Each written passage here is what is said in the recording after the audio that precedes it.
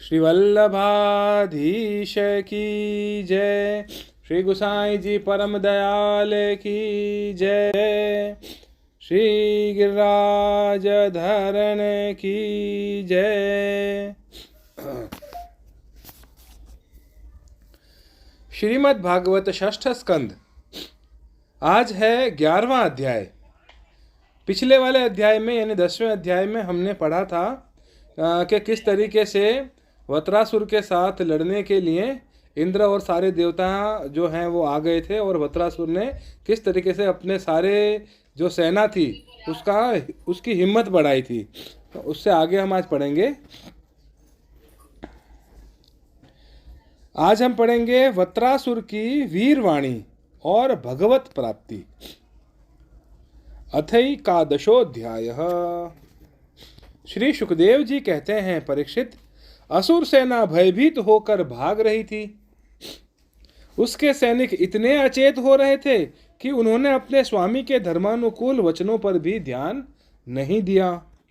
वृत्रासुर ने देखा कि समय की अनुकूलता के कारण देवता लोग असुरों की सेना को खदेड़ रहे हैं और वह इस प्रकार छिन्न भिन्न हो रही है मानो बिना नायक की हो। राजन, यह देखकर वृत्रासुर असहिष्णुता और क्रोध के मारे तिलमिला उठा।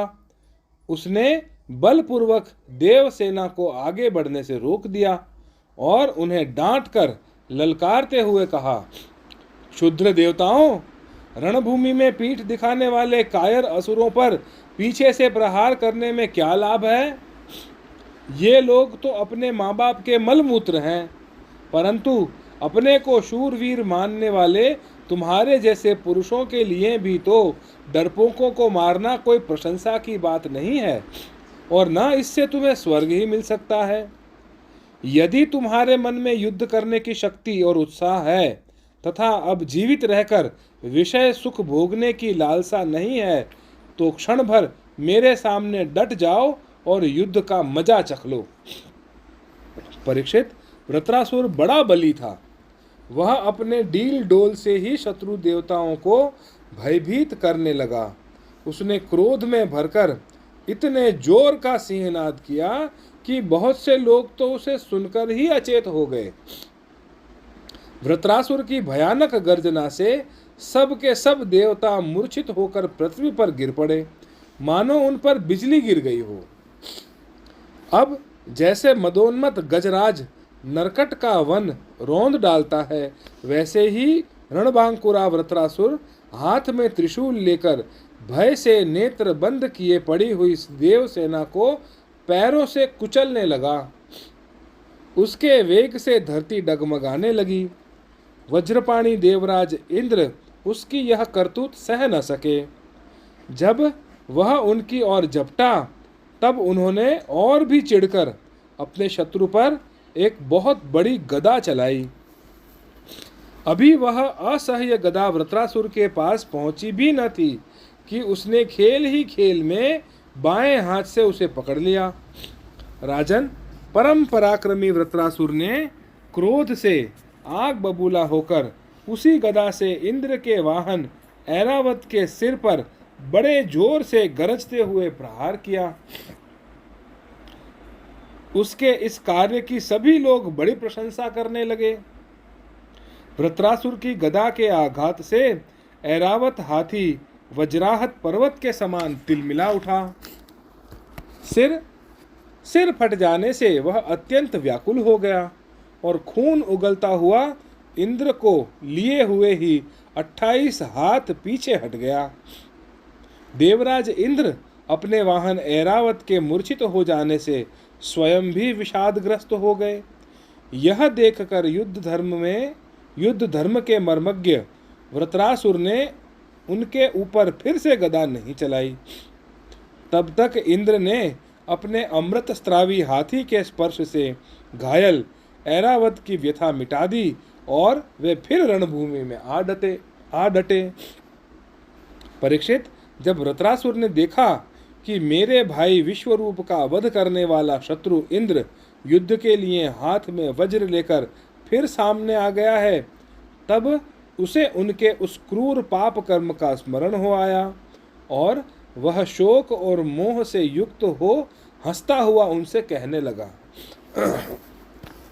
वृत्रासुर बोला, आज मेरे लिए बड़े सौभाग्य का दिन है कि तुम्हारे जैसा शत्रु, जिसने विश्व रूप के रूप में ब्राह्मण अपने गुरु एवं मेरे भाई की हत्या की है, वह मेरे सामने खड़ा है।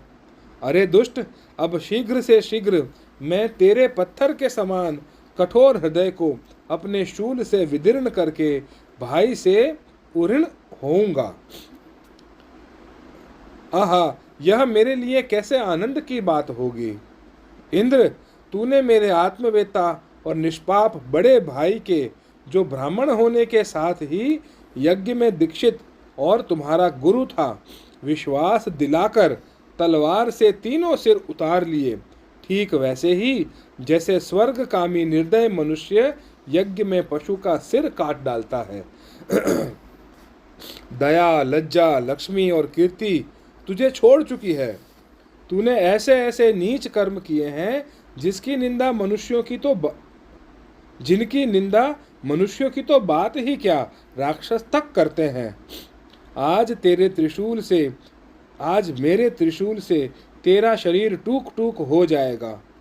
बड़े कष्ट से तेरी मृत्यु होगी। तेरे जैसे पापी को आग भी नहीं जलाएगी। तुझे तो गिद्ध नोच नोच कर खाएंगे। ये अज्ञानी देवता तेरे जैसे नीच और क्रूर के अनुयायी बनकर मुझ पर शस्त्रों से प्रहार कर रहे हैं। मैं अपने तीखे त्रिशूल से उनकी गर्दन काट डालूंगा और उनके द्वारा गणों के सहित भैरव आदि भूतनाथों को बलि चढ़ाऊंगा। वीर इंद्र, यह भी संभव है कि तू मेरी सेना को छिन्न भिन्न करके अपने वज्र से मेरा सिर काट ले।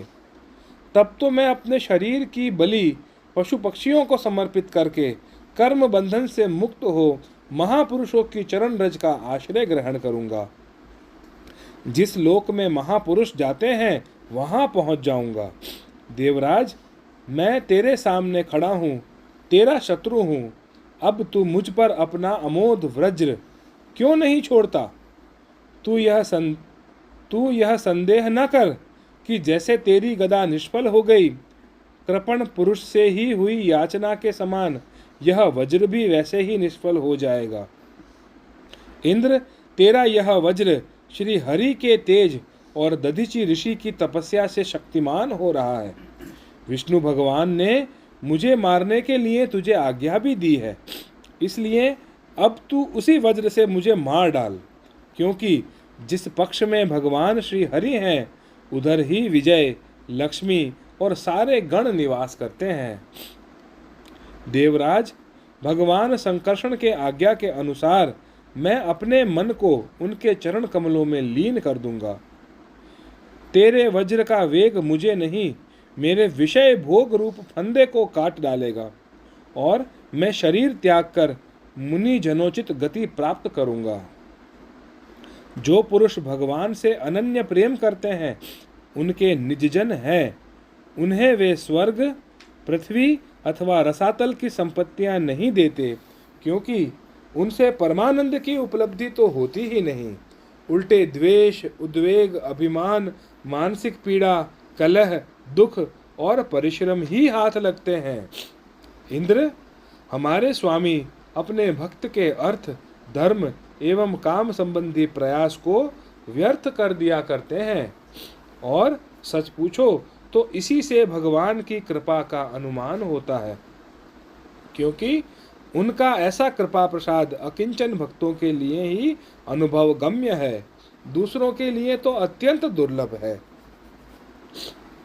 भगवान को प्रत्यक्ष अनुभव करते हुए वृत्रासुर ने प्रार्थना की, प्रभो, आप मुझ पर ऐसी कृपा कीजिए कि अनन्य भाव से आपके चरण कमलों के आश्रित सेवकों की सेवा करने का अवसर मुझे अगले जन्म में भी प्राप्त हो।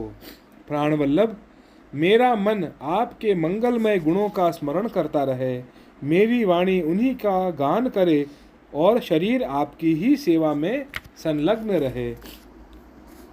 सर्व सौभाग्य निधे मैं आपको छोड़कर स्वर्ग, ब्रह्मलोक, भूमंडल का साम्राज्य, रसातल का एक छत्र राज्य, योग की सिद्धियां, यहाँ तक कि मोक्ष भी नहीं चाहता हूँ।